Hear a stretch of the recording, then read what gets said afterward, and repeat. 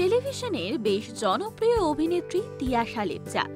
প্রথম স্বামী সুবানের সঙ্গে ডিভোর্সের পর সোহেল দত্তর সঙ্গে তিয়াশার প্রেমের জল্পনা শুরু হয়েছিল। তবে তিয়াশা এই মুহূর্তে জানাচ্ছেন আপাতত নাকি সিঙ্গেল তিনি।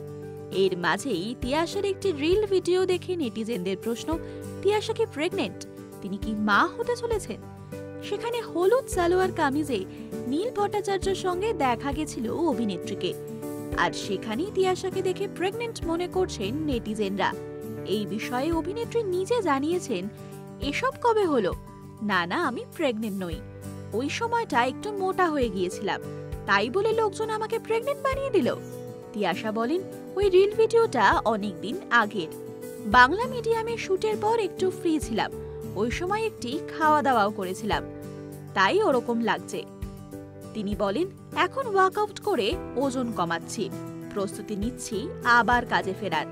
আশা করি খুব শীঘ্রই সুখবর দিতে পারবো। ওটিটিতেও কাজ করার ইচ্ছা প্রকাশ করেছেন তিয়াশা। এরকম আরো অনেক ভিডিও দেখার জন্য নজর রাখুন আমাদের চ্যানেলে এবং পাশে থাকা বেল আইকনটি ক্লিক করতে একদম ভুলবেন না।